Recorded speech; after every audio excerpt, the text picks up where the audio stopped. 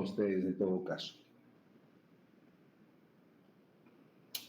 Bueno, vamos a hablar en este momento de la patología torácica. Son cuadros clínicos muy frecuentes que lo van a ver tanto como médicos generales como especialistas. Hay un concepto que yo lo entendí recién cuando era médico, lo que era un empiema. Podemos hablar de un empiema o piotórax cuando es en la cavidad torácica, ¿no? Cuando es en la cavidad torácica. Pero empiema se refiere a la colección purulenta en una cavidad natural del organismo. Por ejemplo, las articulaciones, ¿no?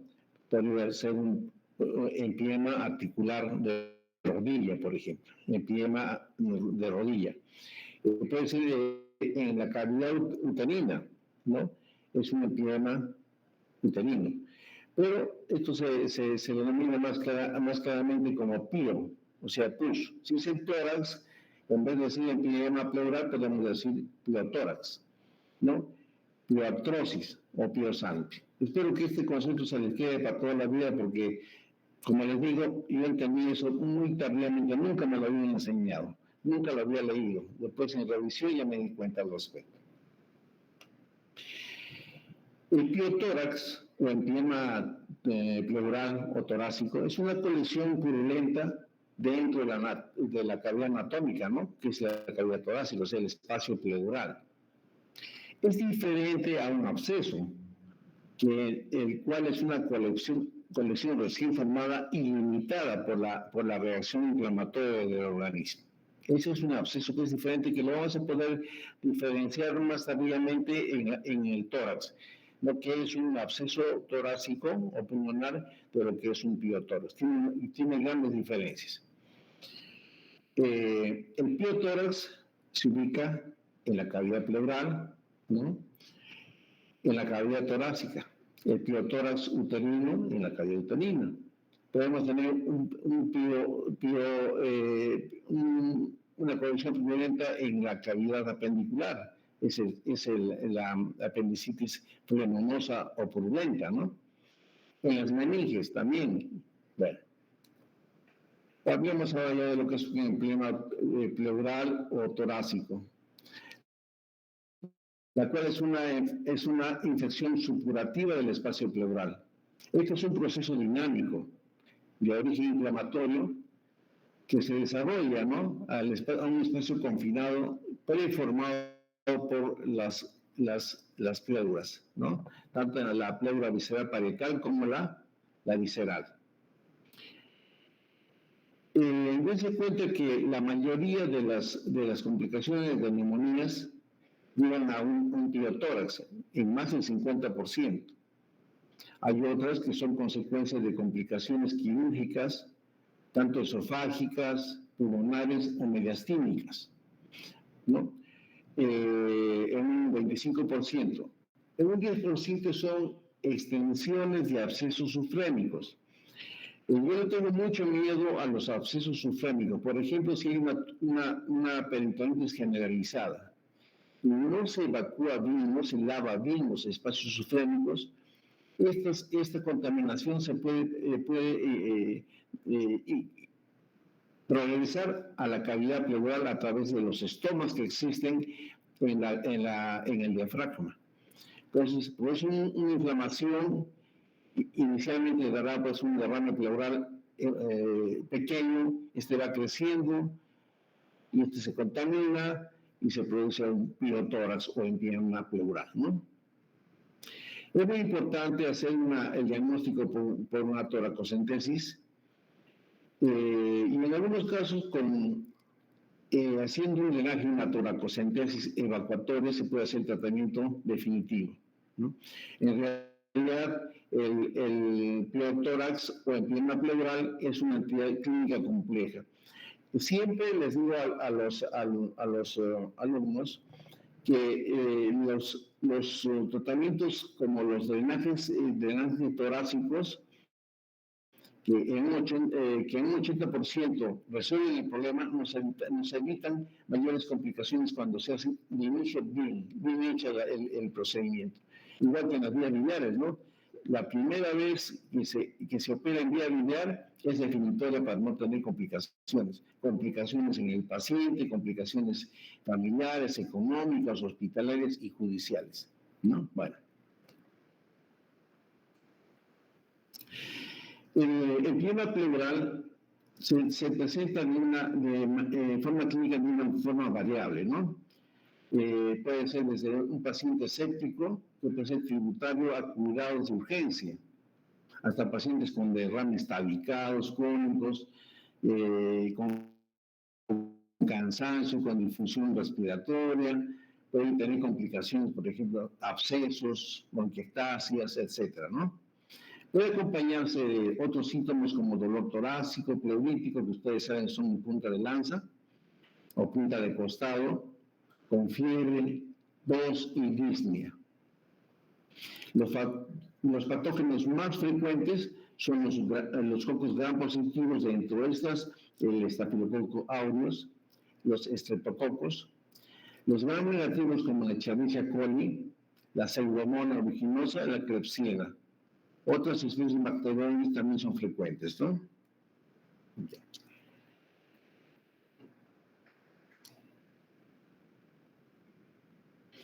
Para el diagnóstico de empiema pleural, de acuerdo a la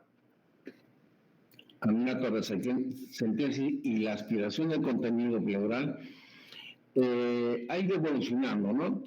Antes de los años 80 se consideraba que era pleotórax cuando había pus franco. Hay pus es pleotórax. Si no había pus, no había un pleotórax. Entonces, el enfoque terapéutico variaba en ese entonces. Lo que antes se consideraba un hilotórax, ¿no? Y sin otros criterios para definir lo que es un pleotórax, entonces estos se iban complicando. Lo que pensábamos que era un hilotórax simple, en realidad era complejo, y luego se llenaba de pus franco. De manera que, como digo, esto ha ido evolucionando. Se consideraba antes de los años 80 la presencia de pus, netamente pus, ¿no? Durante los años 80 ya pues, se considera también ya que era empiema pleural cuando había un líquido claro con presencia demostrada de gérmenes en el estudio bacteriológico. Pero actualmente ya es diferente. Puede tener un líquido claro, pero el examen físico-químico puede tener valores diferentes, ¿no? Que pueden tener dos criterios para decir que ya podemos tener un pleotórax. Cuando el pH es menos de 7.20, la glucosa es menos del 50% de lo que está en el plasma, o sea, si la glucosa nosotros tenemos en sangre 120, sería 60 miligramos por ciento, ¿no es cierto? El LADH es más de 1000 unidades internacionales, los leucocitos más de 30.000 por milímetro cúbico, y el ácido láctico más de 45 miligramos por mililitro. A la derecha tenemos un pleotórax derecha, fíjense, ¿no? Que hay un nivel hídrico que corresponde al plus, y arriba el aire con gran restricción de la cavidad pulmonar derecha y con restricción también del hemitórax izquierdo. A su costado tenemos una bandeja con pus franco que se extrae, ¿no? de la cavidad torácica en la cual existe pus. La etiología ya la hemos mencionado. Entre los agentes causales tenemos, por ejemplo, en el postneumónico, 35%, el tuberculoso en nuestro medio, que es frecuente, 22.2%, el postquirúrgico, por ejemplo, se hace por decir, una decorticación o una neumonectomía, por decir, ¿no? Esta se infecta y se puede hacer un pleotórax, ¿no? Los traumatorásicos también. Otras causas tenemos un 7.4%. También el trauma torácico es un 14-15%, no es alto. En la fisiopatogenia, llegamos a la conclusión que es por contaminación del espacio pleural. Las causas torácicas, que pueden ser mediastinales, por ejemplo, ganglios tuberculosos que están en el mediastino y que se abren en la cavidad pleural, ¿no? Y las parenquimatosas, por ejemplo, un absceso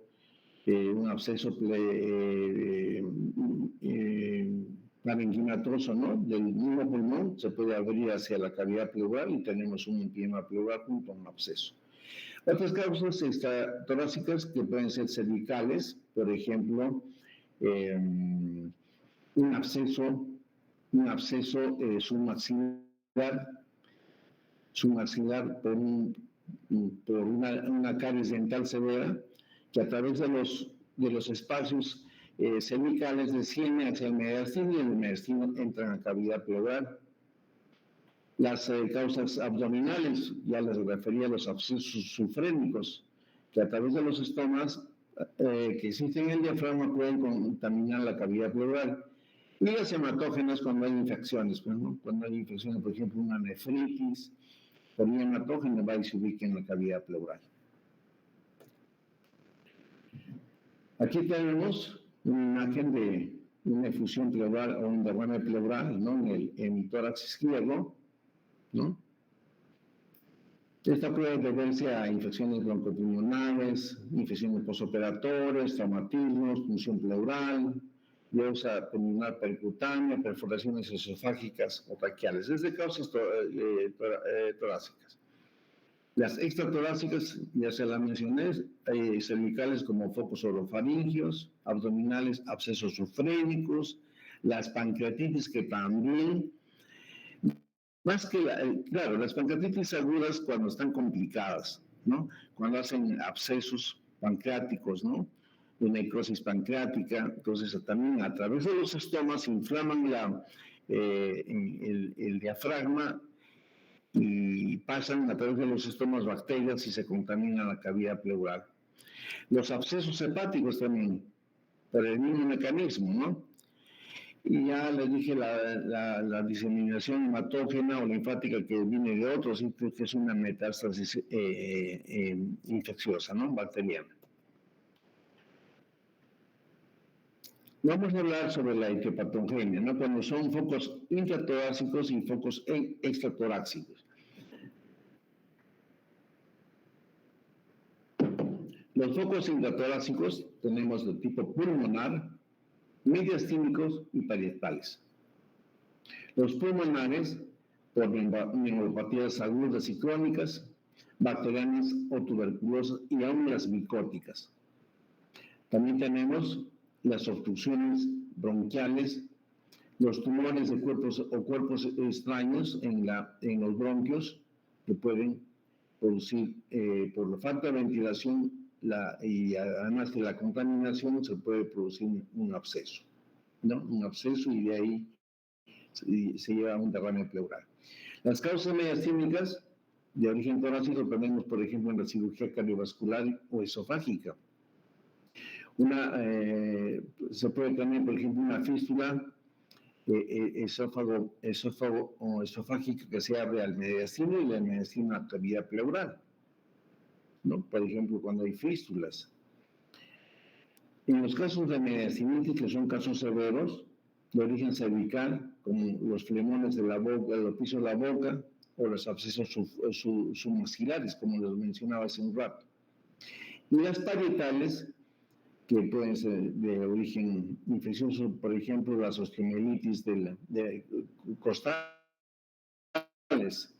¿no? Las lesiones tuberculosas.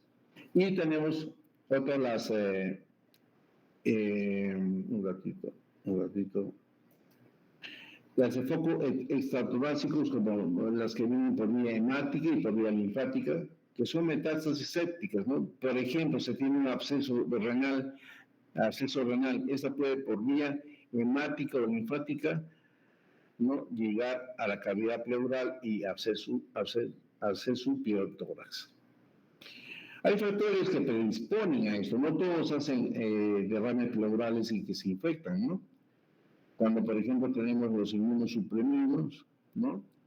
Pacientes con diabetes mellitus que también llevan una inmunosupresión, y alcoholismo, enfermedades cardíacas como las insuficiencias cardíacas de tipo congestiva, el EPOC y las neoplasias. Estos tienen dentro de su etiopatología una forma de evolución que tiene tres fases. Una fase exudativa, una fase fibrina purulenta y una fase de organización que puede ser temprana y puede ser tardía.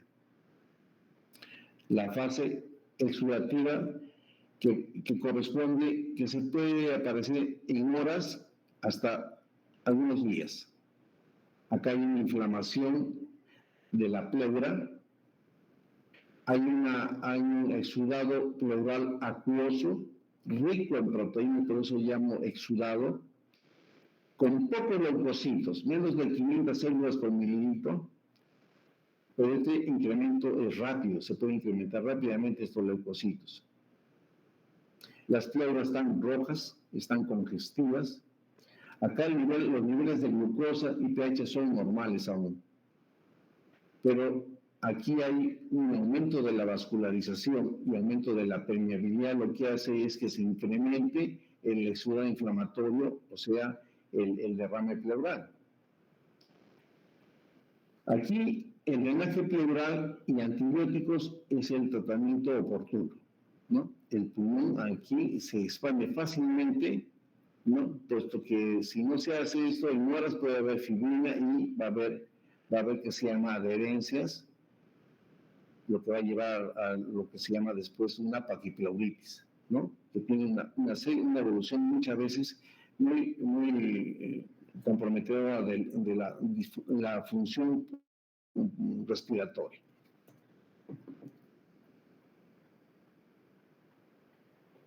La segunda fase, que se llama fibrina purulenta, que está entre los 3 días y se forma entre los 3 a 15 días. Aquí tenemos que los líquidos pleurales son más turbios y espesos. Hay depósitos de fibrina en la superficie pleural. Hay predominio de neutrófilos, o sea, hay una desviación a la izquierda. Baja la glucosa y el pH, ¿no?, a menos de 7.20.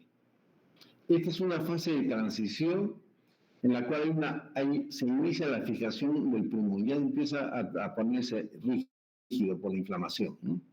Y hay depósitos de fibrina en la superficie pleural. La tercera fase de organización temprana, que se produce entre la segunda a octava semana. Aquí tenemos una gran proliferación de fibroblastos. Ustedes saben que los fibroblastos son células que van a formar tejido fibroso, duro, cicatrizal. Se forman membranas fibrosas que atrapan al pulmón, lo envuelven en el pulmón. O sea que hay un pli pleural. O sea, se aposicionan capas de fibrina sobre el parénquima pulmonar. Un empiema pleural puede drenarse, puede evacuarse hacia el pulmón, ¿no? El pulmón es un tejido flácido, o sea, es frágil, ¿no? Y tiene cavidades, pues, tiene cavidades que son las vías respiratorias, los bronquios. Y se puede producirse una fístula broncopleural, ¿no?, que va de la pared tórax hacia la pared torácica. ¿Qué pasa? Se puede colocar un dren tubular, ya, con sellos de agua, pero nunca se expande el pulmón y sigue saliendo aire hacia el frasco de drenaje. Entonces, ya nosotros podemos presumir de que entre el pulmón y la cavidad pleural, a través de los bronquios, se forma una fístula, que es difícil que se cierre espontáneamente, y el tratamiento ya es quirúrgico muchas veces con neumopatías, que operan como neumonectomías, ¿no? Acá hay una gran cantidad de vasos inflamatorios, los capilares proliferan, hay una neovascularización por angiogénesis. Esto se puede liberar solo de una manera quirúrgica a través de una decorticación, ¿no? Puede también haber un proceso infeccioso localizado. La tercera fase de organización tardía La otra es temprana, aquí es tardía. Ocurre en meses, aquí sí estamos en complicaciones ya. Ocurre una rigidez del tórax. ¿Por qué? Por la acumulación de fibroblastos y fibrina. Entonces, forma un tejido cicatrizado, por lo tanto es duro, rígido, y se forma un fibrotórax en meses. Aquí ya termina la neovascularización, ¿no? En las pleuras. Entonces, hay una fijación y formación de lo que se llama una paquipleura, o sea, pleuras duras, rígidas. Y sigue incorporándose el pin de fibrina, ¿no? Como si fuera un autoinjerto. Ya desaparecen los planos de clivaje que antes existían y se pueden separar las pleuras, ¿no? Una decorticación, que es el nombre que se da a la cirugía de las pleuras. Hay invasión fibroblástica, fibrosis dentro de la cavidad pleural y hacia afuera, se invade hacia las costillas. Aquí ya tenemos que el mediastino es traccionado a ese lado, se desvía. El diafragma también aumenta en su espacio, jala, tracciona al diafragma también, ¿no?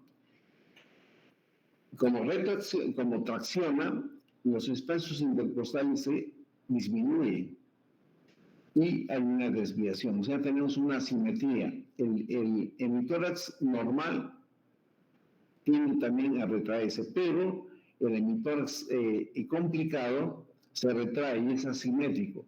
Y eso va a llevar a complicaciones de la columna dorsolumbar y por lo tanto incluso a nivel pélvico ya hay trastornos que llevan a complicaciones en la marcha, incluso trastornos en la cadera, ¿no? O sea, se va complicando grandemente. Aquí tenemos en lo que, en resumen, la deformación se debe a una paquipleuritis fibrosa, crónica. Hay cirugías grandes que se tienen que hacer con tal de de evitar esta complicación, puesto que compromete toda la economía del organismo a consecuencia de una deformación cardiotorácica, porque incluso actúa complicando la función cardíaca. Acá tenemos, fíjense, hay un exudado lechoso purulento, y después en la segunda fase hay ya formándose placas de fibrina, y en la tercera hay una gran congestión vascular, ¿no? Entonces, el diagnóstico se puede hacer de manera clínica, junto con laboratorio y las imágenes. El diagnóstico clínico, miren, si ustedes tienen un paciente que piensen que tiene un problema respiratorio, una tosecita y fiebre, y hay que pensar en esto, puesto que en un derrame pleural, ¿no? Que se va a hacer criotórax. Pensar cuando tiene fiebre de más de 7 días. Aparece ya un derrame detectado clínicamente o radiológicamente. Ese derrame permanece más de 7 días. ¿No? Y hay otros focos de infección, ¿no? Que puede ser a nivel de la cabeza, cuello, las amígdalas, caries dental, ¿no? Abscesos retrofaringios, etc. En la fase aguda, los síntomas son dolor en puntada de costado, tos irritativa y seca, porque no están comprometidos los bronquios, ¿no? Cuando hay compromiso bronquial y hay sudado, hay tos productiva. En este caso está inflamadas las pleuras, ¿no? Posteriormente, cuando ya hay mayor compromiso, por falta de ventilación se producen exudados, ¿no? Entonces podríamos tener una tos productiva, inicialmente mucosa, después mucopurulenta. Hay fiebre, escalofríos, hay sudoración, hay taquicardia, hay falta de apetito, hay deshidratación, hay oliguria por la deshidratación. El paciente comienza a estar en un estado séptico y llama mucho la atención la taquicardia y la disfunción respiratoria.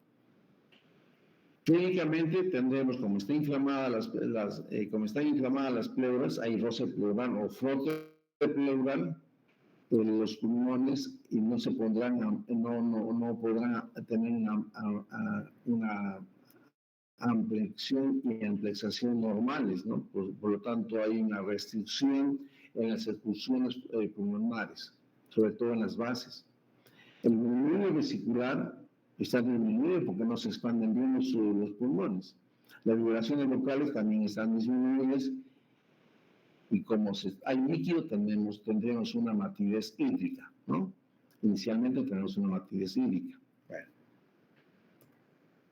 El diagnóstico, pues el laboratorio, como ya se dijo, a través de las muestras a las cuales se le da tensiones de Gram, de 100 Nielsen, se podrá hacer cultivo de antibiograma y el estudio físico-químico, que corresponde pues a un pH de menos de 720, o sea, con tendencia al ácido, a una acidez.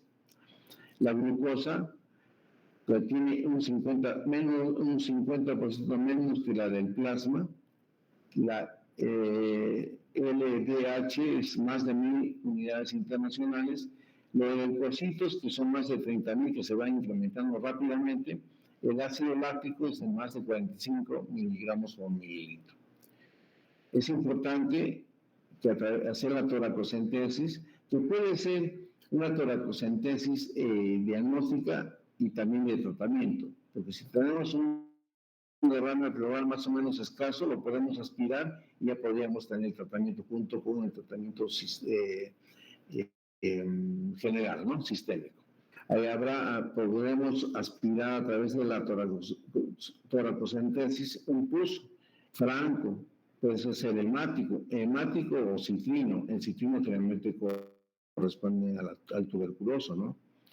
Aquí podemos hacer una citología con la presencia de polimorfos nucleares que están alterados, los linfocitos que son más del 50% tuberculosos, y eosinófilos, o puede ser también de tipo hemorrágico.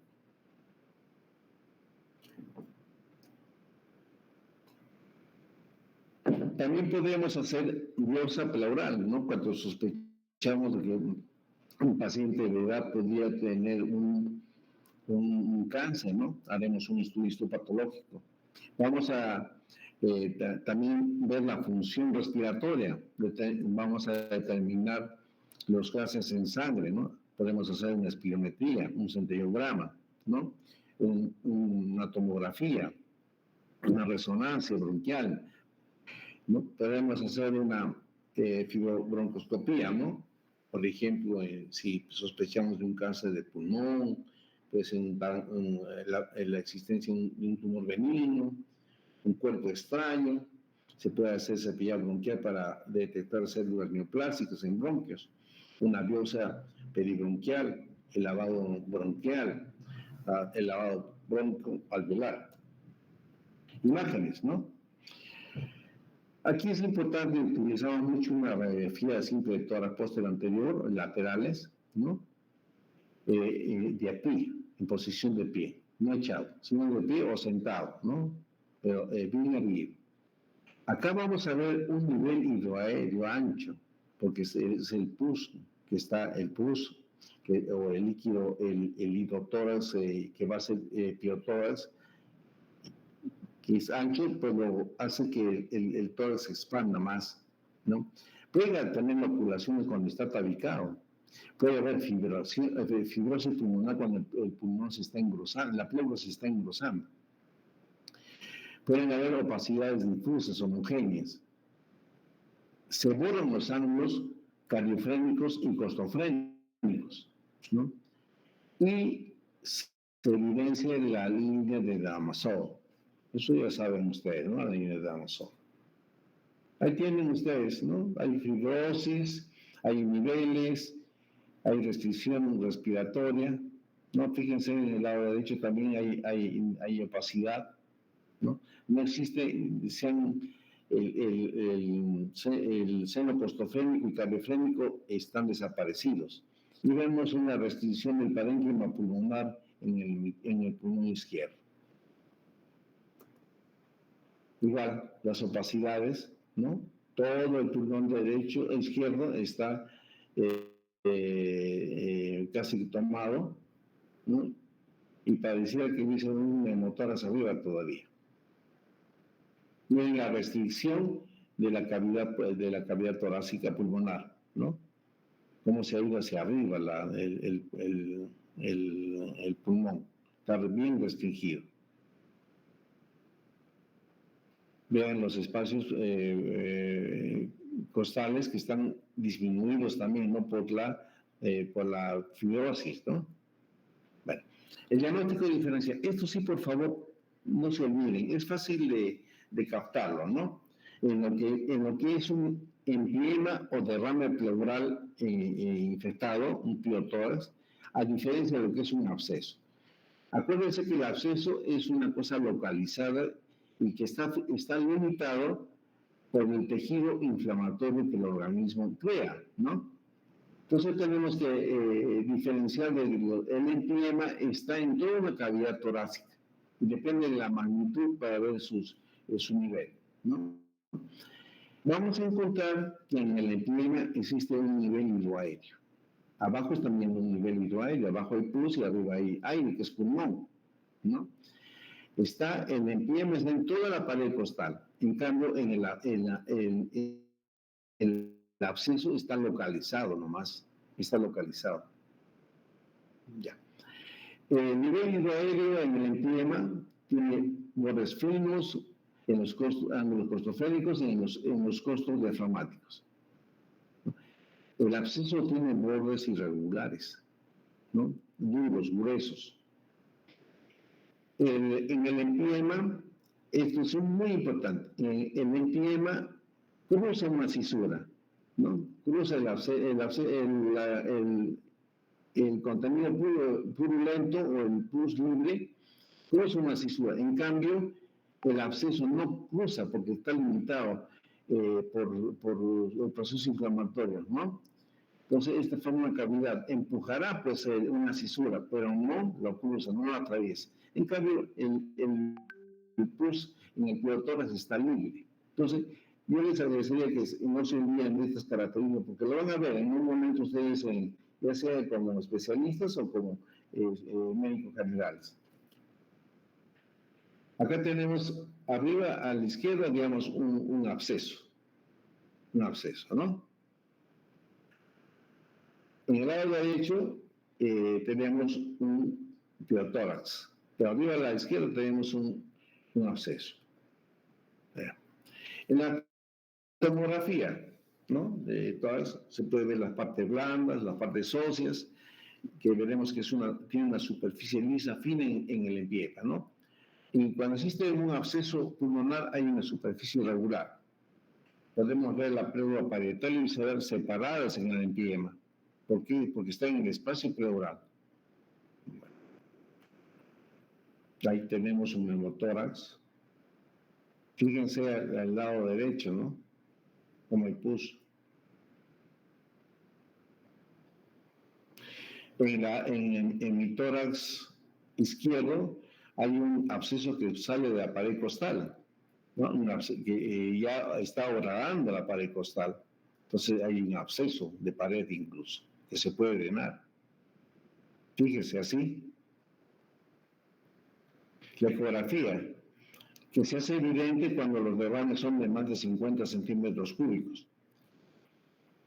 Identifica derrames suspendidos, tabicados.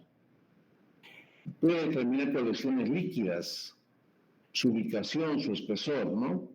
Y la separación de sus septos, fibrosos como dije cuando están tabicados. Esto nos permite poder guiarnos, ¿no? Y poder nosotros aspirar en forma guiada por los ecografistas. Nos ayuda a las punciones y aspiraciones de los abscesos y el drenaje también de los pleurotórax tabicados. La ecografía nos permite determinar la movilidad también del diafragma, ¿no? En caso de que existan colecciones sufrénicas. El tratamiento. Una vez efectuado el diagnóstico, hacer el tratamiento lo más antes posible y no retrasado para evitar que se complique, ¿no? Incluye, ya saben, el control de la infección, el antibiótico apropiado. De inicio se le puede dar en forma empírica antibióticos de acuerdo a los genes que son más frecuentes. Pero se hace una toracocentesis y por lo tanto se hace una punción, aspiración y cultivo y antibiograma, ¿no? El tratamiento corresponde también al drenaje del espacio pleural, ya sea por toracocentesis y si los derrames son grandes, por drenaje torácico a través de una toracotomía mínima con un sello de agua.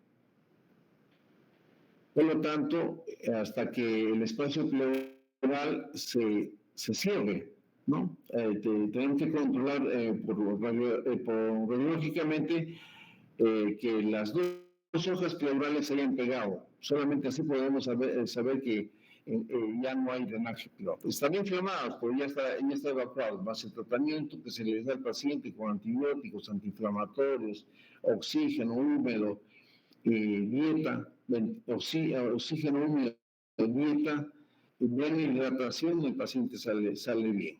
Pero en lo posible, el drenaje torácico debe ser 100% un éxito para que este paciente no se complique.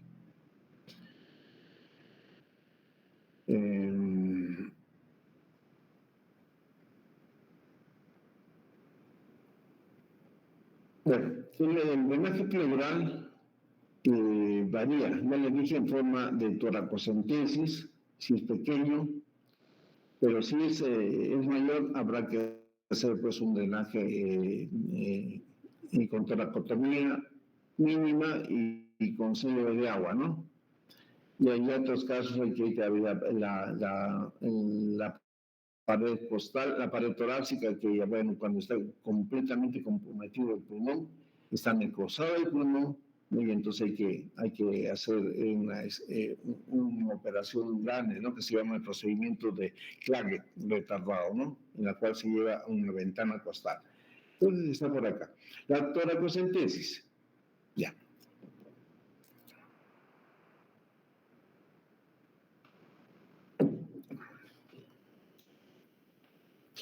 La toracocentesis es la punción, aspiración del tórax. Ya puede ser con fines diagnósticos, con fines terapéuticos, ¿no? Bueno, acá está más o menos el procedimiento.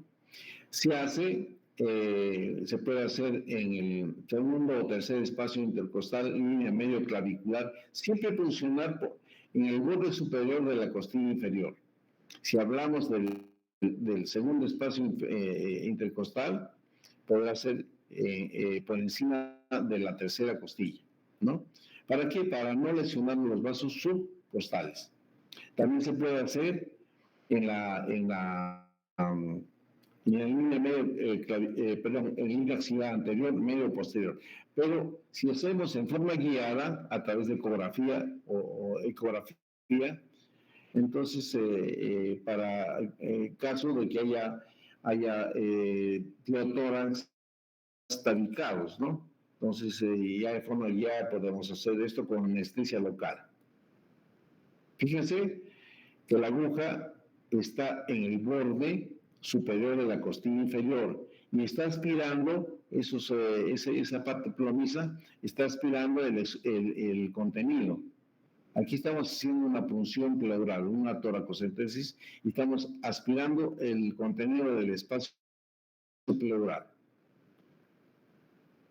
Ahí, fíjense, acá se está haciendo un drenaje pleural en región paralumbar izquierda, ¿no? Donde está el contenido el derrame pleural. Esto se hace solamente por toracocentesis, porque se ha definido que es local, es pequeño, y con la aspiración ya podemos nosotros hacer tratamiento definitivo. No se olviden que diagnosticado, absceso drenado es absceso curado, porque también vamos a hacer una buena hidratación y buena cantidad de antibióticos para estos pacientes. O el tratamiento específico, ¿no? Pues si es tuberculoso. Tenemos que tener mucho cuidado también en las aspiraciones, ¿no? No vayamos a irnos a cavidad abdominal, por ejemplo, ¿no? Por la alteración de la anatomía, por las inflamaciones o retracciones que pueden haber. Y nosotros vamos a tener que determinar la conducta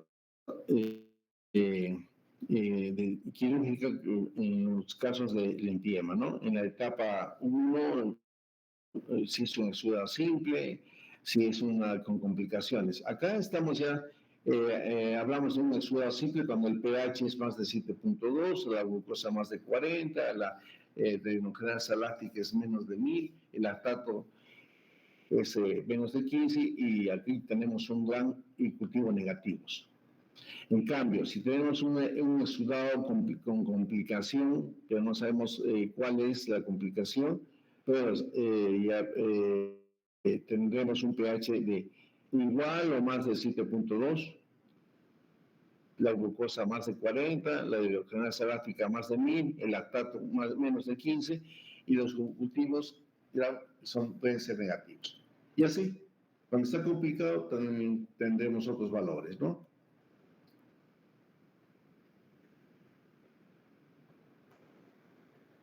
Aquí tenemos, de acuerdo a la clasificación de LAI, los exudados, tenemos que cuando la clase de exudados no es significativo, puede ser neumonónico típico, casi complicado, complicado simple, complejo, empiema simple, empiema complejo. Para cada uno hay un valor de acuerdo al estudio bioquímico, ¿no? Y a la derecha tenemos el tratamiento. El drenaje pleural, ¿no? Con antibióticos y la administración de fibrinolíticos. La fibrina se disuelve con fibrinolíticos, ¿no? Es cuando tenemos un derrame pleural casi complicado. Ya empezamos a hacer el drenaje. Arriba de cuando tenemos un proceso paraneumónico típico o no significativo es antibióticos y tal vez una toracocentesis terapéutica. Acá tenemos una toracocentesis con jeringa y con llave de doble vía, ¿no? Para aspirar, botar y volver a aspirar. Eso es cuestión de práctica nada más. Tenemos el equipo de tubos de drenaje, el material para hacer un drenaje torácico. Bueno, eso ya es otra cosa. Esta es la ventana no torácica en la cual el tórax el pulmón está completamente comprometido y no se puede tener una cavidad torácica llena de pus, de tejido necrótico. Entonces se hace la exéresis de toda la necrosectomía, ¿no? Del tejido bronco-pulmonar comprometido, e incluso se colocaba pelotas de ¿cómo se llama de tenis, no de tenis, unas chiquitas para que tenga aire adentro y de bolitas de un ping-pong. Ya. Entonces, para evitar la asimetría, ¿no? El desvío de la columna y del tórax, y no haya disfunción del otro pulmón y del corazón. Entonces, y bueno, ahí se mantenía la simetría, ¿no? No sé si la están haciendo ahora. Listo. Esta cirugía es a cielo abierto del tórax, ¿no? Ya. Esperemos un ratito, por favor, unos 5 minutos.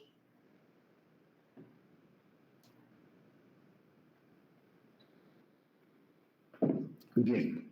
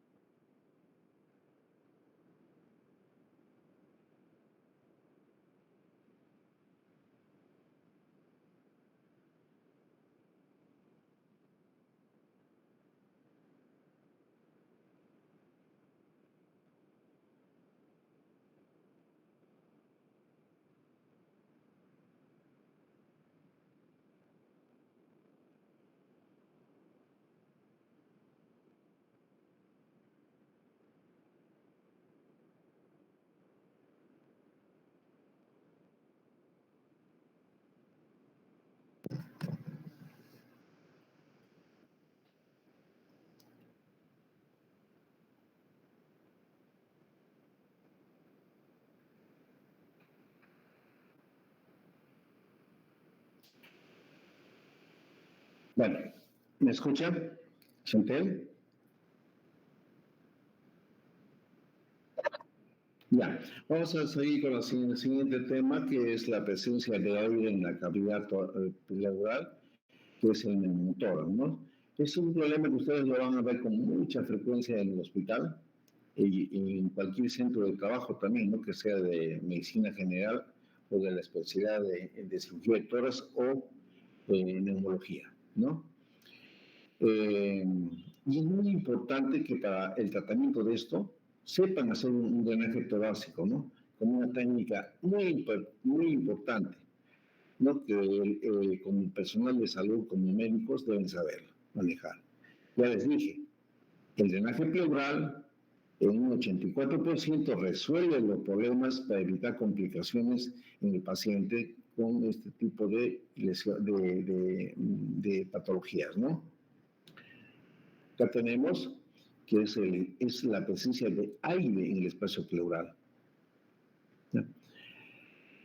Esta entra en mayor o menor cantidad, pues un colapso mayor o menor también del pulmón, que tiene una repercusión correspondiente, ¿no?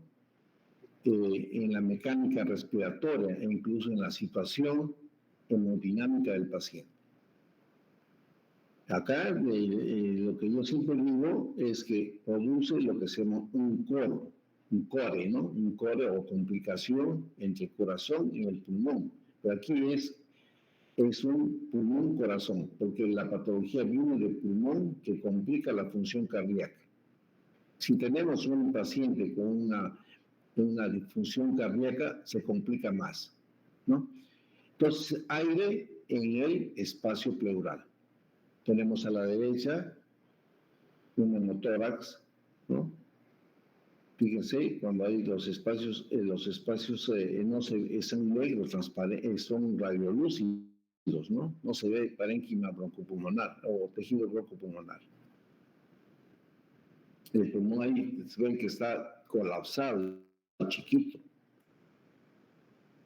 Bueno, tenemos que tener en consideración que la presión intrapleural es negativa, o sea, subatmosférica, durante todo el ciclo respiratorio. Si no estuviese esta presión negativa, no hubiese el resultado de las fuerzas elásticas opuestas del pulmón y de la pared torácica, por lo tanto no habría la fase inspiratoria, ¿no? En cambio, la presión intraalveolar es positiva en relación a la del espacio intrapleural, que es negativo, y el espacio es virtual, En cambio, en el intraalveolar el espacio es real, ¿no? De manera que esta presión negativa del espacio intrapleural y la presión positiva del espacio alveolar hace que el pulmón se expanda, ¿no? Durante la respiración. Pero por cualquier razón que entre aire en el espacio pleural, esto va a provocar una pérdida de la presión negativa intrapleural y el pulmón tiende a colapsarse en función a la cantidad de aire que entra y la fuerza retráctil que tiene el pulmón, porque es elástico, ¿no? Hasta llegar a un nuevo punto de equilibrio entre la presión intrapleural y la presión intraalveolar. Si no, el neumotórax continúa. Eso va a llevar a una hipoxemia arterial, ¿no? Porque hay una alteración en relación a la ventilación-perfusión, ¿no? Porque se está produciendo un colapso pulmonar. Aquí existe un shunt intrapulmonar, se altera, ¿no? De manera que cualquier circunstancia que altere la integridad de las hojas pleurales puede producir neumotórax, tanto de la parietal o la pleura visceral del pulmón, o ambas. Pero la causa más frecuente de neumotórax es la entrada de aire del espacio pleural desde el pulmón hacia la cavidad pleural. Por ejemplo, que se rompe un alveolo, que haya un cáncer, que haya una tuberculosis, asma, etcétera, ¿no? También puede proceder de la atmósfera cuando hay rupturas de la pleura parietal. Por ejemplo, una pulso penetrante de tórax por rama blanca, puede ser una toracocentesis, ¿no? Una toracocentesis mal hecha, puede ser procedimientos como, por ejemplo, cuando uno quiere tener un acceso a través de la vena subclavia, puede perforar y entra aire de la cavidad pleural y producir un neumotórax, ¿no? O, digamos, un balazo, un empalamiento. ¿Cuál es la fisiopatología del neumotórax? Entonces, que el aire entra a la cavidad pleural y este aire proviene del parénquima pulmonar o del árbol bronquial o del esófago o de los órganos intraabdominales o también de las heridas penetrantes en la pared torácica, y en ocasiones hay combinaciones de estas, ¿no? La fisiopatología y sus cambios dependen de la cantidad de aire presente y la función cardiopulmonar. Si tenemos una buena, si el corazón está funcionando bien, tendrá una menor repercusión que un paciente como es en el caso de un paciente que tenga una disfunción cardíaca, por ejemplo, una cardiopatía valvular, por ejemplo, un aneurisma del calle de la aorta, por ejemplo, ¿no? Esos van a tener sí complicaciones. El aire acumulado en la cavidad pleural comprime el pulmón al hacerse positiva la presión intrapleural. Por lo tanto, va a generar una disminución de la capacidad vital e incremento del gradiente alveolar arterial de oxígeno. Esto puede variar en grados, ¿no? La hipoxemia. A la derecha tenemos un neumotórax que hace que hay una restricción del pulmón izquierdo, ¿no? Eso repercute sobre la función cardíaca. Pues el llenado diastólico es bajo, por lo tanto el llenado, el gasto sistólico es bajísimo, y en compensación el corazón va a tener que ser taquicardia, va a trabajar más. Y si tenemos un corazón que está mal, enfermo, este corazón se va a comprometer, y entonces vamos a tener un pulmón corazón agudo que puede ser mortal, ¿no? Aquí tenemos, dentro de lo que es la fisiopatología de un neumotórax simple, por ejemplo, hay una laceración pulmonar, hay salida de aire y se va colapsando. A la derecha vamos a ver que el pulmón se hace como digamos, como un brócoli o como una coliflor, ¿no? Un arbolito, ¿no? Aquí tenemos a la derecha que lo normal es que las pleuras estén adosadas, pero aquí en este neumotórax las pleuras están completamente separadas. Ya no cumple su función de ser negativa, tener presión negativa, o sea, por adosamiento. En el neumotórax, cuando es abierto, entre el aire, distiende el pulmón, ¿no? Lo distiende. Fíjense cómo amplía los espacios pleurales, el seno apostofénico y cardiofrénico desaparece, se hacen obtusos, ¿no?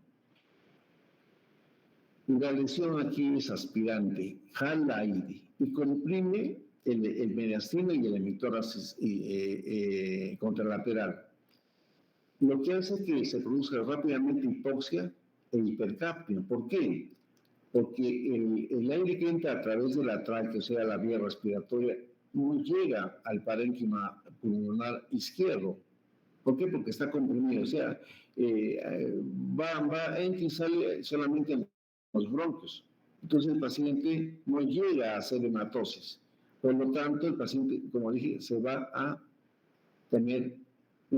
llevar a una hipoxemia e hipercapnia. Rápidamente va a afectar al corazón y al cerebro, ¿no? El paciente se va a complicar rápidamente. Cuando existe una neumotórax, atención, existe una válvula unidireccional, lo que produce un mayor colapso pulmonar, mucho más rápido, ¿no? Aquí más drásticamente se desvía el mediastino y la tráquea. Fíjense, el corazón, todo se va, ¿no? Entonces, una inspiración entra aire y una expiración no sale aire. Aquí hay una válvula. ¿Cómo podemos clasificar los neumotórax? En espontáneos y adquiridos. El espontáneo puede ser primario y puede ser secundario. Primario, por ejemplo, si se tiene, digamos, digamos, asma bronquial, no el origen es a nivel de pulmón. Y secundario, digamos, puede ser alguna ruptura de una bula, por ejemplo, ¿no?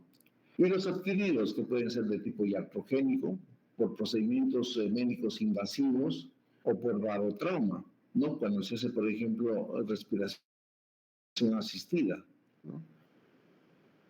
O, digamos, se hace en medicina bariátrica, en cámara hiperbárica, y se administran altas presiones. Y otras formas de neumotórax adquirido es el traumático, ¿no?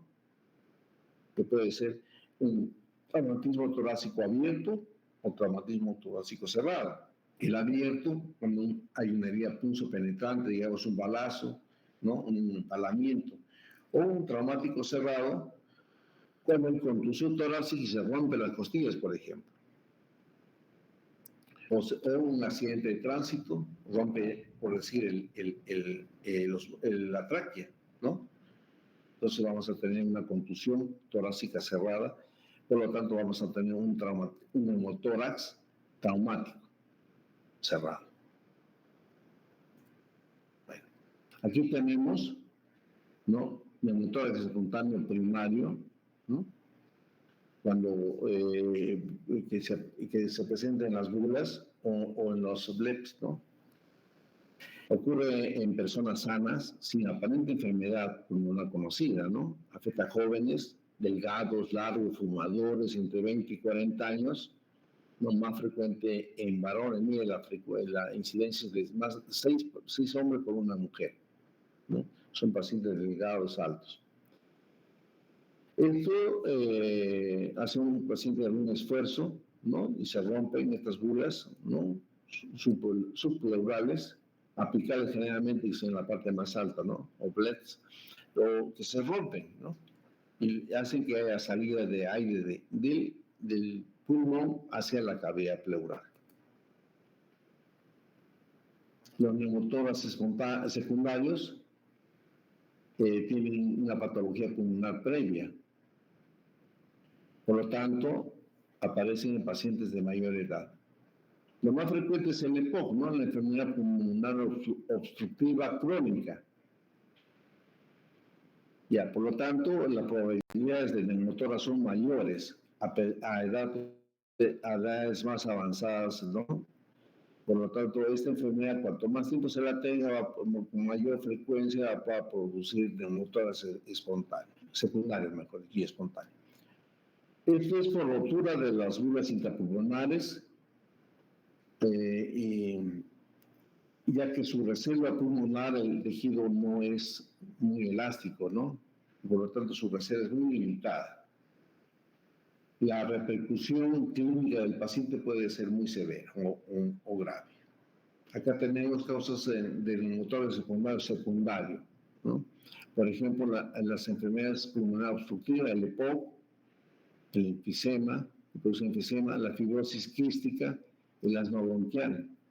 Infecciones como tuberculosis, neumonía por neumocistis carini, neumopatías necrotizantes, infecciones micóticas, enfermedades del tejido pulmonar, ¿no? Intersticiales, la sarcoidosis, la fibrosis pulmonar idiopática, la histocitosis X y alteraciones linfáticas, ¿no?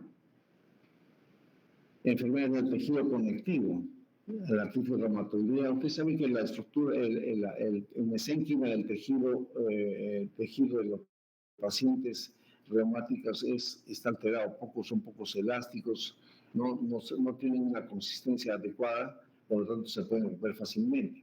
La espondilitis anquilosante, la polimiositis y dermatomiosis, la esclerodermia, el síndrome de Marfan, el síndrome de Ehlers-Danlos, ¿no?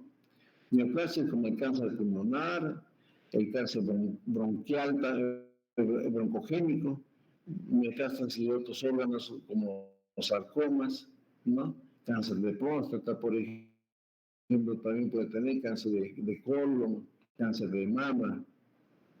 Otros tenemos, por ejemplo, el infarto pulmonar, que puede hacer que haya un exudado a esa salida de compromiso bronco-pulmonar, ¿no? El infarto pulmonar. Inhalación de algunas sustancias, como por ejemplo drogas, cocaína, marihuana, ¿no? Endometriosis torácica, como tenemos en neumotórax catamenial, como la vamos a ver más ratito. Aquí tenemos en neumotórax catamenial. Es raro, y la aparición de aire en el espacio pleural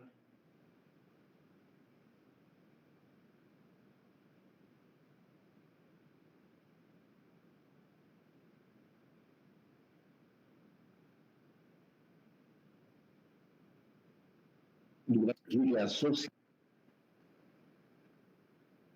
Su diagnóstico se establece frecuentemente por las manifestaciones clínicas, ¿no? Que ya la conocemos.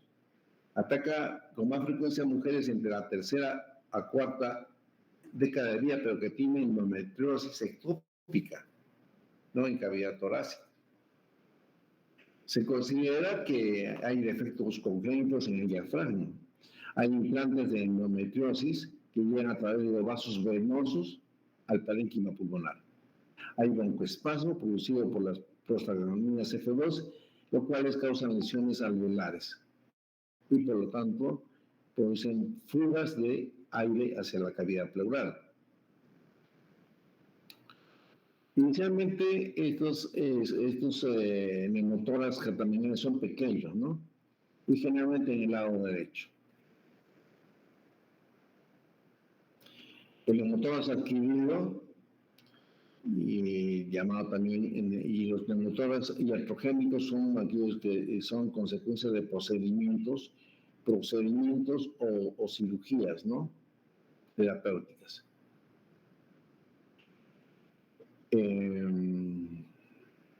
También puede ocurrir cuando se hace cirugía de abdomen o cirugía de cuello, ¿no? O de mediastino, ¿no?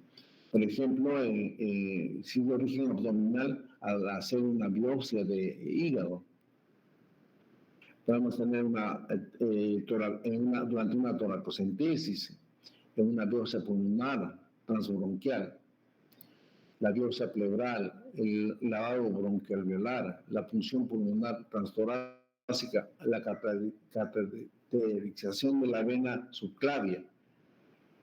Hay procedimientos invasivos que involucran el cuello o el abdomen, ¿no? Por ejemplo, como ya les manifesté, las biopsias hepáticas.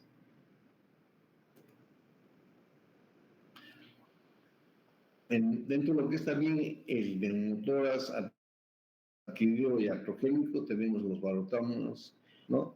Cuando se hace ventilación mecánica, alta presión, no se mide bien la presión y esto rompe los bronquios, los alveolos, los bronquios distales o de tercer orden y los alveolos, ¿no? ¿Por qué? Porque se ha sobreexpandido el pulmón. Por lo tanto, vas a ver salida de los alveolos causando un neumomediastino, ¿no? El enfisema subcutáneo y, por lo tanto, el neumotórax.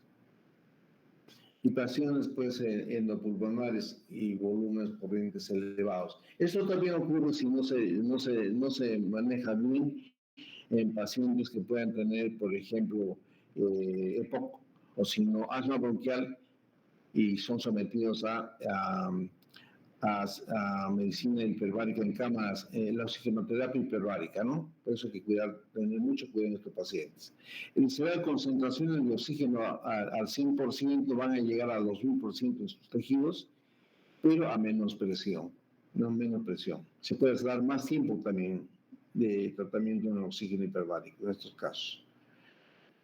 El neumotórax traumático, debido a traumatismos torácicos que pueden ser abiertos o cerrados, como ya se lo manifesté, el traumático abierto es consecuencia de una herida penetrante en el tórax, que pone en comunicación el espacio pleural y la atmósfera exterior, ¿no?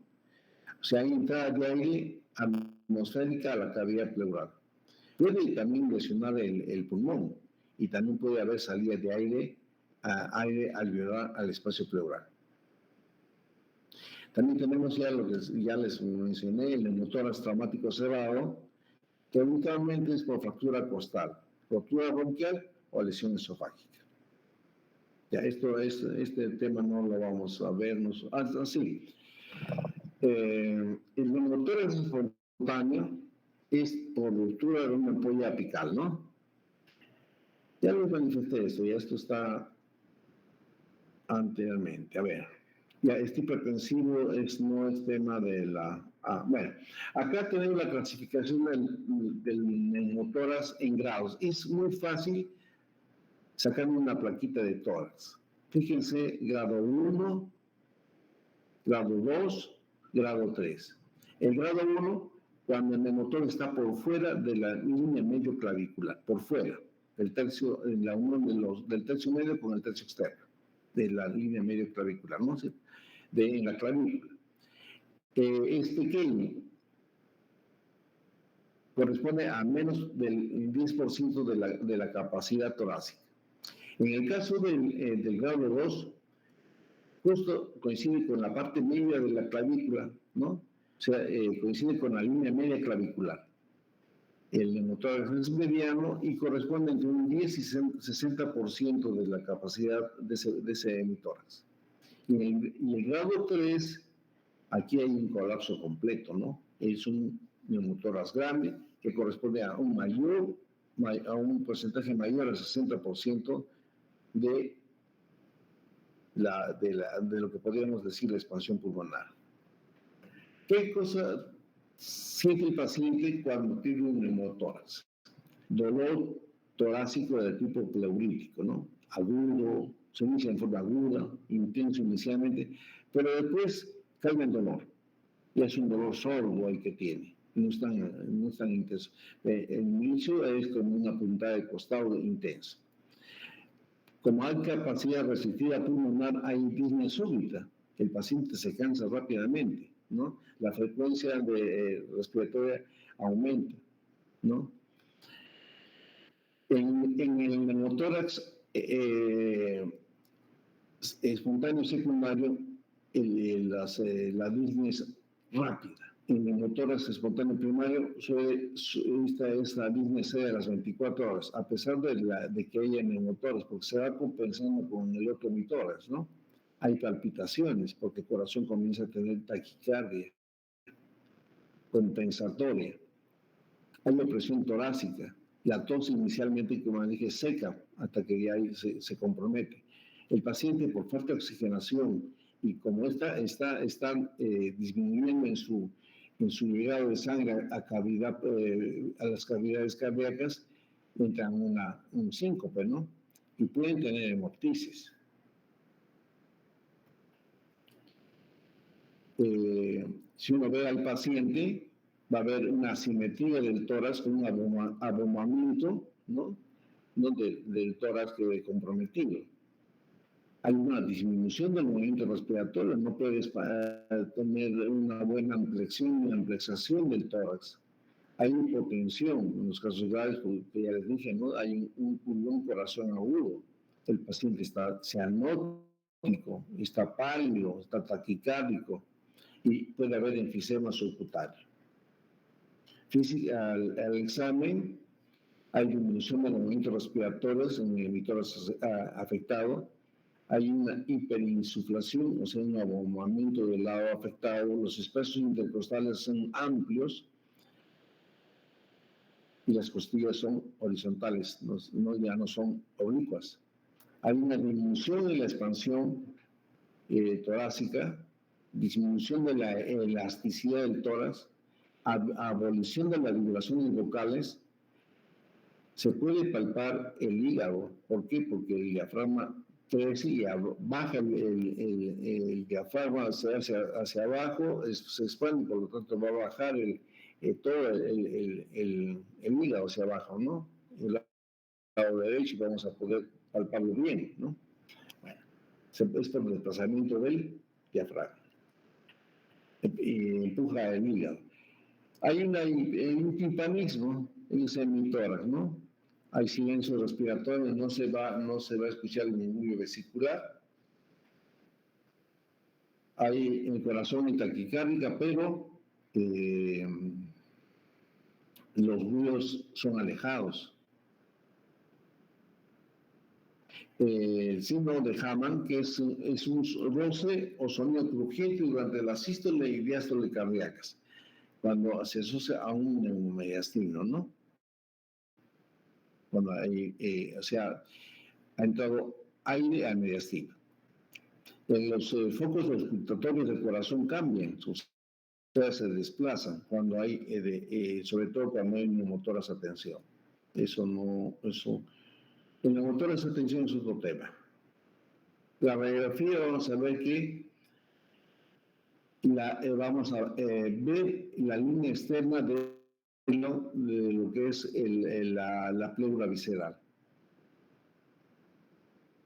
La zona que está con aire es radiolúcida. No vamos a tener una trama vascular y se pierde en el trayecto, ¿no? De lo que es el mediastino hacia la pared costal, se pierde la trama broncopulmonar. Y se va a ver un unión pulmonar. Fíjense cómo están las costillas, están horizontalizadas, el espacio intercostal es mucho más amplio, ¿no? Y hay una mayor radiotransparencia.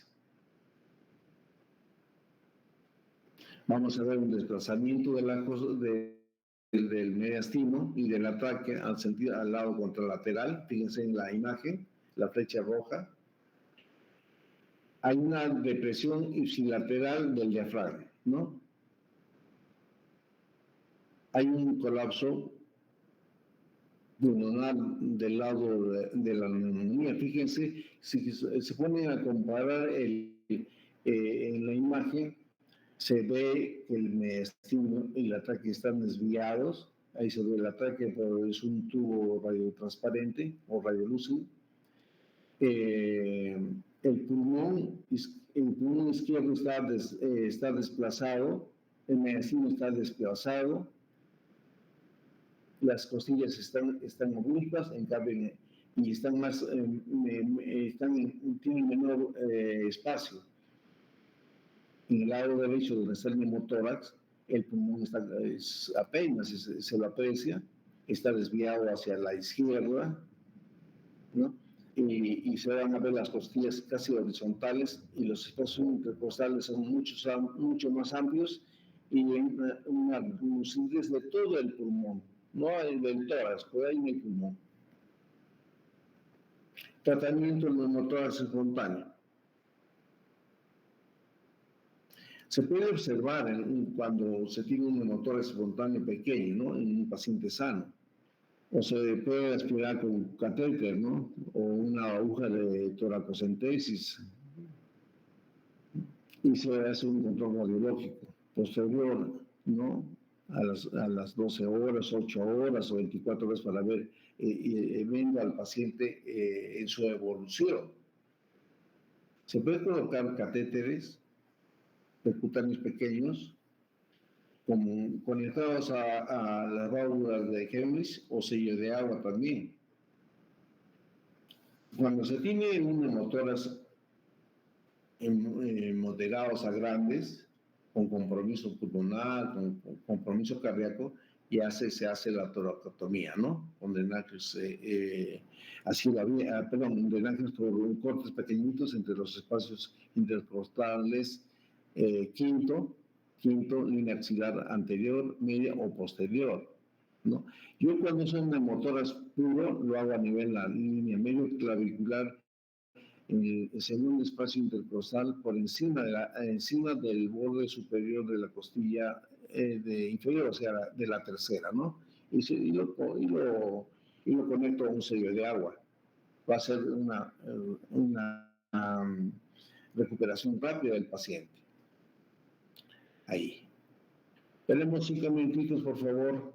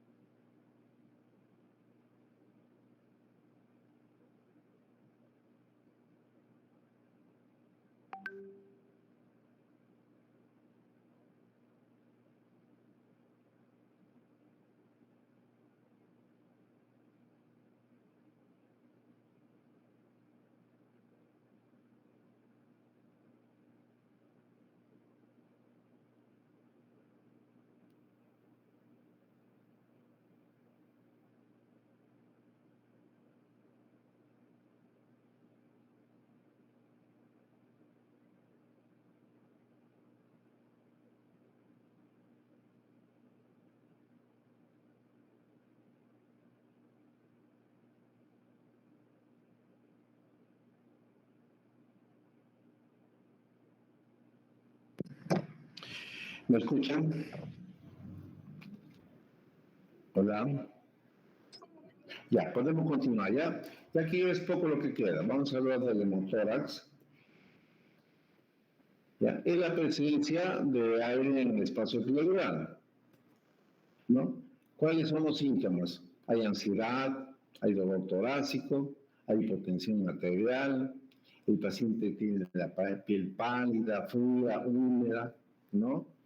La frecuencia cardíaca es, o sea, hay taquicardia, hay taquisfignia, ¿no? Hay taquipnea, el paciente está inquieto por ansiedad y tiene dificultad para respirar porque se va formando un estado de restricción pulmonar, ¿no? Como en vez de haber aire, en este caso hay sangre, ¿no? Hay todos los signos de un pre-shock, ¿no? Porque el paciente no respira bien, hay falta de oxigenación a nivel cerebral, a nivel cardíaco, el paciente puede estar pálido, sudoroso, frío, incluso puede tener trastornos de conciencia, puede tener pérdida de la continencia urinaria o hasta fecal, ¿no? Paciente el choque hipovolémico que se produce. En resumen, se produce una hemorragia interna. Bueno, acá tenemos pruebas que se pueden hacer, la radiografía de tórax, vamos a ver más adelante cómo podemos evaluar la cantidad de sangre perdida, las tomografías, ¿no? Los exámenes de una toracocentesis, ¿no? E incluso análisis del líquido pleural, porque no necesariamente es como por un trauma, un hemotórax, ¿no? ¿Cuáles son las complicaciones? La atelectasia pulmonar, fibrosis pulmonar, puede haber neumotórax también, puede haber muerte, puede haber en esa sangre se contamina, puede ser pus, y el paciente puede fallecer, ¿no? Bueno, el pronóstico depende de la causa del hemotórax, ¿no? Un paciente que tiene una herida penetrante por arma de fuego tiene un pronóstico más severo que un paciente que tiene una herida punzopenetrante, ¿no? En cavidad torácica, en la cual ha lesionado, digamos, solamente una arteria subcostal o una fractura costal, ¿no? Es diferente. De acuerdo a la cantidad que ha sangrado y la rapidez con que ha sangrado, está sangrando un vaso dentro de la cavidad torácica. Y asimismo, la oportunidad y la rapidez que se haga en el tratamiento del paciente, ¿no? Puede estar acompañado de una contusión pulmonar, como se ve acá en la imagen superior derecha, ¿no? Ahí el pulmón izquierdo está con signos de contusión y el lado derecho hay un hemotórax, ¿no? El objetivo del tratamiento es estabilizar al paciente, detener el sangrado, a estabilizar al paciente, ojo. Entonces, cuando ve a un paciente, inmediatamente, si el paciente está hipotenso, taquicárdico, pálido, sudoroso, inmediatamente cristaloides, ¿no? O la tratanguinea, el cloruro de sodio o la tratoquinea. Si no se debe administrar la poligelina, o sea, plasmaexpansores. Y si ya ven ustedes, la situación está muy crítica, sangre total, ¿ya? Y después pedir sus análisis para ver la cantidad de sangre que se puede administrar. Posteriormente a eso, detener el sangrado, pues ya sea por un drenaje torácico, si es que se está indicado, o si no hace cirugía a cielo abierto, ¿no? Puede tener un gran vaso torácico que está lesionado. No se controla la hemorragia y hay que entrar a reparar el vaso lesionado, ¿no? Entonces, el drenaje torácico con una cirugía, una toracotomía mínima con un sello de agua, es lo más importante en un paciente que se puede estabilizar. Si el paciente se estabiliza hemodinámicamente, ese es el tratamiento definitivo.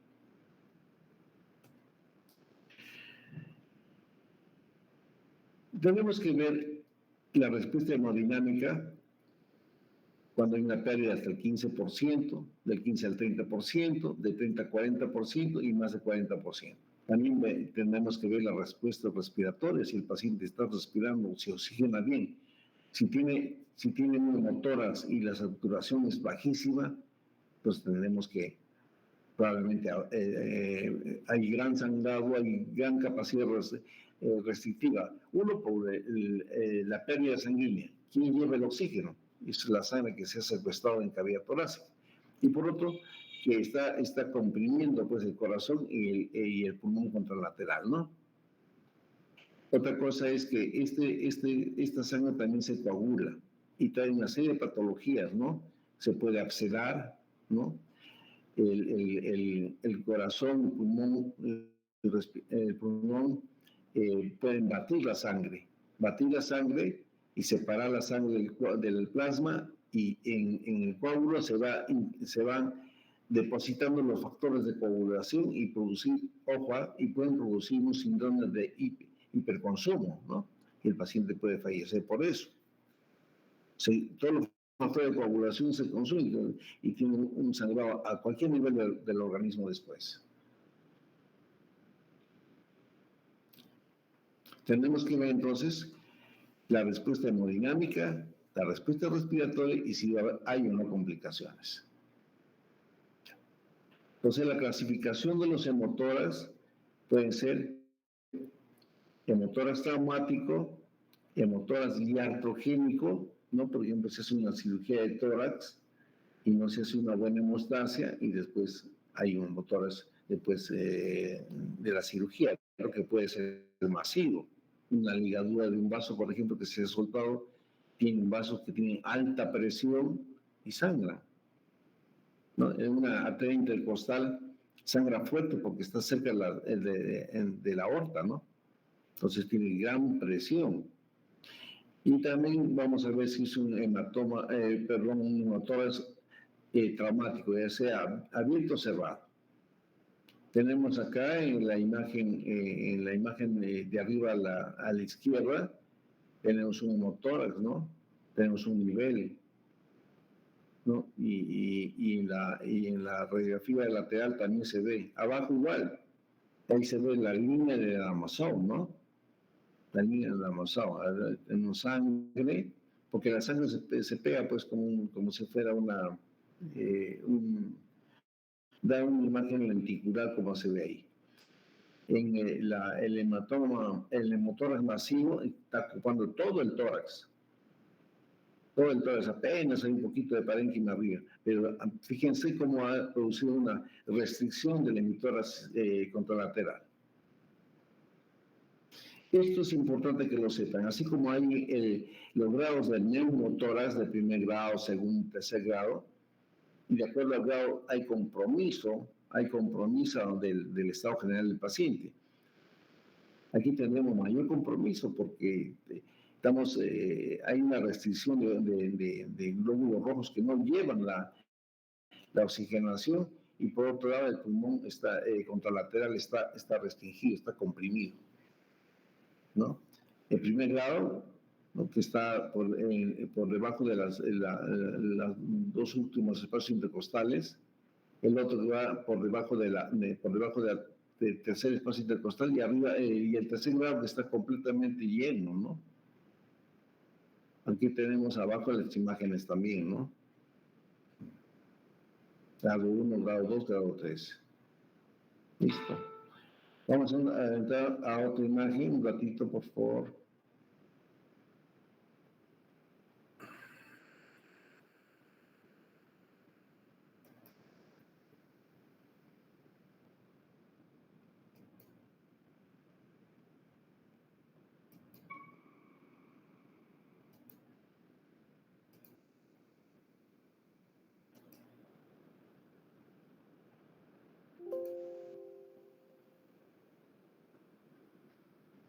¿Me escuchan? ¿Me ven? Hola. Ya. Vamos a ver la última parte, lo que es un engrosamiento de la pleura como complicación de las Aquí podemos tener, digamos, de los epiemas pleurales y también de los hemotórax, ¿no?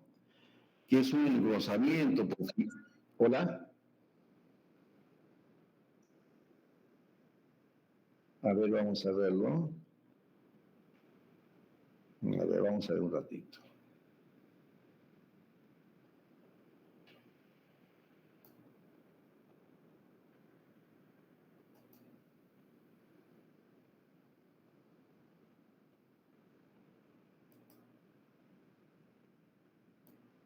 Ahora, ahora sí. ¿Sí?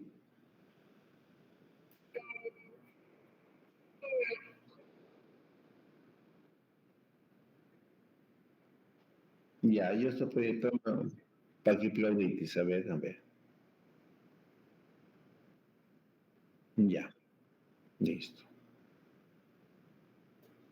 Bueno, les decía que el engrosamiento de las pleuras, tanto parietal como visceral, es consecuencia de las complicaciones que puede haber tanto un proceso inflamatorio puede ser viral, puede ser químico, como por ejemplo los casos de Morelia, puede ser por hongos, por un biotórax y también de los hemotórax. Por lo tanto, hay un proceso inflamatorio de proliferación, como ya hemos visto, de fibroblastos, ¿no? Depósitos de fibrina, lo que hace que sea se tenga un engrosamiento de las cuerdas parietales y viscerales, ¿no? Porque existe mucho tejido conjuntivo muy vascularizado, hay una gran neovascularización, ¿no? Y esto lleva a un problema que se llama unas pleuresías crónicas. Es un tejido cicatrizado, ¿no? Que puede ser difuso o circunscrito. Pero es más frecuente en las pleuresías crónicas, en las pleuresías tuberculosas, ¿no? Donde el sudor inflamatorio no se ha reabsorbido, sino más bien ha sido sustituido por tejido conectivo cicatrizal. Generalmente es adhesiva y cursa con depósitos de calcio y osificación, por lo tanto se endurece bastante, por lo que lleva a una restricción de la capacidad torácica y la capacidad pulmonar de expansión, ¿no? Como se retrae, ustedes han visto un queloide, ¿no? Un queloide retrae, una quemadura, la piel retrae el tejido, es igual, ¿no? La pólvora la retrae y por lo tanto altera la anatomía torácica, ¿no? Los espacios intercostales se retraen, ¿no? Disminuyendo el espacio intercostal y retrae el parénquima pulmonar porque la pleura visceral está fibrosada, se retrae. Eso trae trastornos del tipo ventilatorio, ¿no? No permiten una buena expansión pulmonar y da trastornos de la respiración. Hay una paquipleuritis retráctil en la cual conduce una sífisis pleural total. Sífisis, ¿qué quiere decir? Que sea unido, es como una articulación, como dos huesos que están, como una artrodesis, ¿no?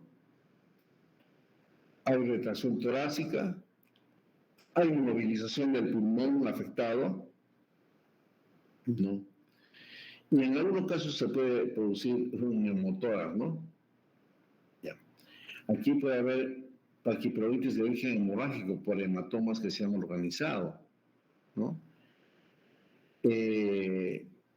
Paquipleuritis por derrames hemorrágicos en casos de cáncer o tuberculosis, por empiemas, ¿no? Que producen una calcificación pleural. Hay otras clasificaciones por asbestosis, ¿no? Que no suelen producir retracciones. Aquí tenemos bien cómo hay una clasificación pleural extensa, se ve blanco, como hueso, ¿no? Bien cómo retrae las costillas, las lleva abajo, el lomo está abajo, como la columna la columna vertebral se desvía, es fuerte, ¿no? No permite la expansión pulmonar, tiene una capacidad restrictiva severa, ¿no? Produce, por lo tanto, una escoliosis. El otro lado lo retrae también, no permite que se haya su expansión en el hemitórax. Aquí tenemos otra, hay un rozamiento de las pleuras, ¿no? De forma terrible. Esa es una patología bien incapacitante. El paciente, bueno, no sé si puede vivir tranquilo con esto, ¿no? Pero es muy disfuncionante. Bueno.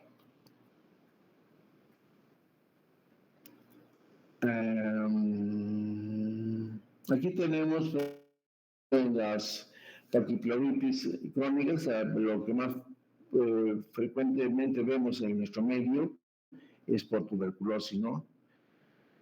Y ahí se forman empiemas, hay acumulación de fibrina, pueden producirse en tumores benignos, malignos, por ejemplo, los mesoteliomas, la metástasis de cáncer de mama, ovarios, linfomas, clasificación de pleurales por hemotoras antiguos, ¿no? Los hemotomas o empiemas crónicos organizados, derrames de larga evolución que no se han tratado, ¿no? O se han tratado y entonces se produce una inflamación crónica.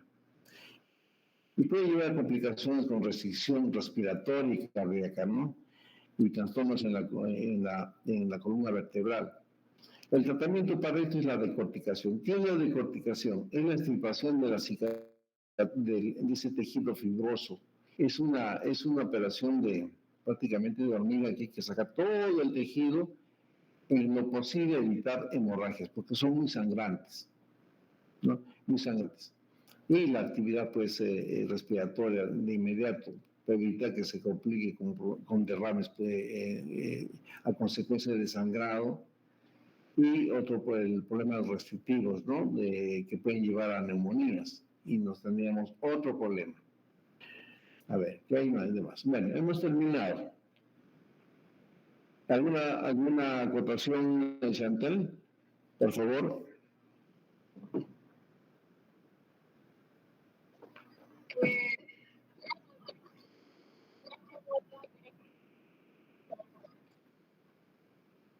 Ya, te la paso a ti. ¿Cómo las comparto ahorita? Ya.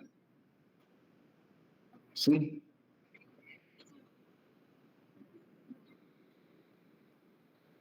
Sí, sí envío. Ya, explíqueme inmediatamente. Ya. Ya, pero acá me voy a. Espérate un poquito, ¿dónde me voy a ver? Al correo.